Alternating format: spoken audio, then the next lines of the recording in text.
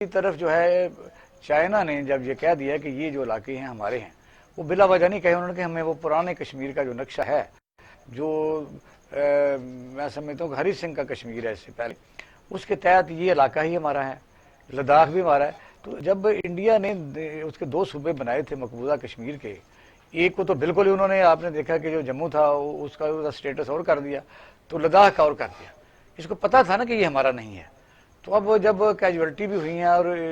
فضائیہ کے سربراہ نے کہا انڈین کہ ہم ان کے ساتھ لڑ نہیں سکتے، تو یہ کس کو کیا میں سمجھتا ہوں کہ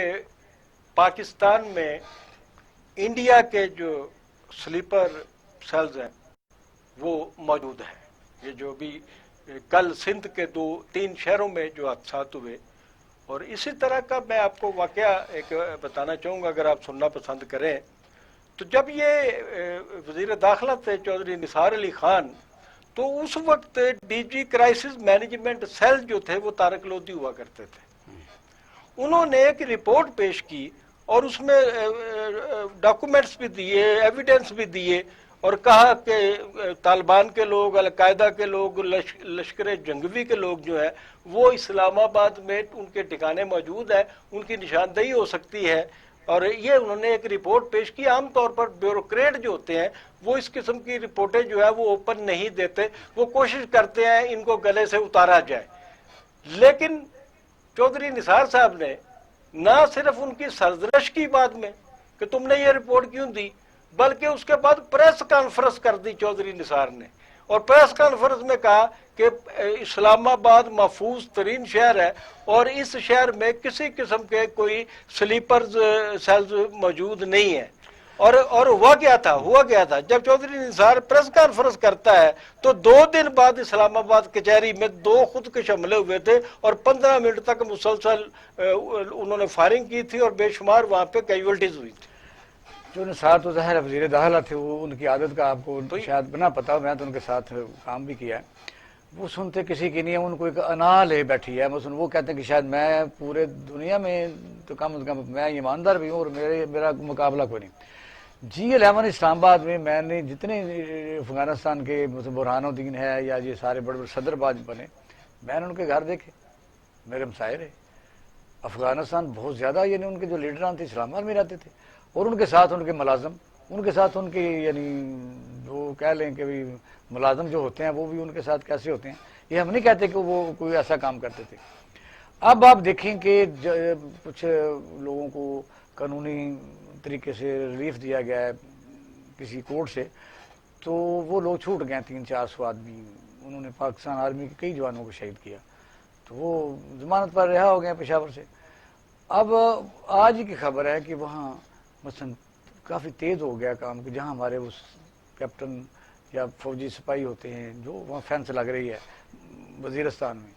تو وہاں بھی یہ چیز اٹھ رہی ہے بہت زیادہ اور شہادتیں ہو رہی ہیں۔ جی، ان سب باتوں کے باوجود کہ انڈیا جو ہے یک طرفہ جارحیت کر رہا ہے اور اس نے نیپال، چین، پاکستان کے ساتھ جو محاذ بیک وقت کھولے ہوئے ہیں، اور لوگ پریشان ہیں کہ یہ نریندر مودی جو ہے کس پالیسی پہ چل رہا ہے، خود ہندوستان میں اس کی پالیسیوں پہ حیرت کا اظہار کیا جا رہا ہے۔ میں پاکستان کے حوالے سے یہ کہوں گا کہ میں being a citizen of Pakistan, میں اپنے ملک کو، اپنے ملک کے عوام کو مکمل طور پہ محفوظ تصور کرتا ہوں، اور میرا ایمان ہے کہ پاکستان کی فوج جو ہے وہ اگر کوئی ایسا مرحلہ آیا تو یہ ہندوستان کو بتا دے گی پاکستان کی فوج کہ لڑائی ہوتی کیا ہے۔ اچھا، اب یہ ہے کہ مولانا طالب جوہری وفات پا گیا، کہتے ہیں یہ مفتی چند نعیم روزہ ہے، صاحب، مفتی جامعہ نعیم صاحب بلوریا، اور قائد اعظم کے نواسے بھی وفات پا گئے۔ 3 اہم ترین، یعنی اس وقت میں سمجھ صدمہ برداشت کرنا پڑ رہا ہے پاکستانی قوم کو۔ مولانا طالب جوہری بھی ایک بہت بڑی ایک ایسی شخصیت تھے کہ آپ نے دیکھا کہ شام غریبہ انہیں سے شروع ہوتی تھی 10ویں محرم کو، تو وہ کنٹروورشل نہیں تھے، مطلب یہ ہر فرقے میں ایسے علماء کرام ہوتے ہیں جو انٹرفیتھ ہارمنی کے طور پر کام کرتے ہیں، یعنی لوگوں کو ملاتے ہیں، لوگوں کے جھگڑے نہیں بناتے، تو ان کا بڑا احترام تھا۔ اس طرح مفتی نعیم صاحب جامعہ بنوریا والے ہیں، وہ ہیں، تو باقی قائد اعظم کے تو جو نواسط ان کا جو حال ہم نے کیا ہے، ان کا جس طریقے سے قاسم پرسی کی حالت میں انہوں نے زندگی گزاری ہے، دیکھیں جی، طالب جوہری صاحب انا للہ و انا الیہ راجعون کہ وہ پاکستان میں نوحہ خانی میں نے ان کا مقابل نہیں دیکھا، کیونکہ پاکستان میں یا پاکستان سے باہر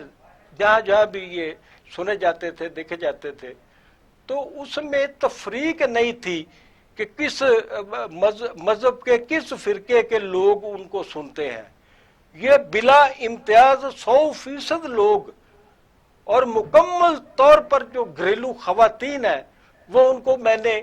ان کی نوحہ خانی پہ روتے ہوئے اور آنسو بہاتے ہوئے دیکھا ہے۔ میں سمجھتا ہوں کہ مرثیہ خانی ہم کی دعا گو ہیں، تاریخ اور کا ایک TV بڑا باب جو ہے وہ اور ختم ٹی ہوا وی ہے۔ ٹوڈے کی طرف سے ہم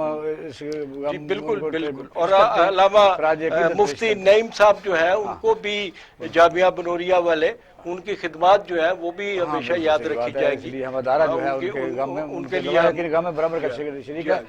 تو ناظرین، ہمارے پروگرام کا وقت ختم ہوا جاتا ہے، کل ایک نئے کسی سبجیکٹ کے ساتھ آپ کے سامنے پیش ہوں گے۔ تو یہی مسائل روزانہ کے ہیں۔ سب سے اہم ترین جو مسئلہ ہے وہ ہے کرونا، اس پر ہم نے یہ بات کیا، اور ہم روزانہ تھوڑی سی بات کرتے رہیں گے، کیونکہ جان بچانی سب سے اہم فرض ہے۔ اپنا خیال رکھیے گا، اور حکومتی جو وقتاً فوقتاً تجاویز ہے اس کو باقاعدہ طور پر بڑا سیریس لیجیے گا۔ مہربانی۔ پاکستان زندہ باد۔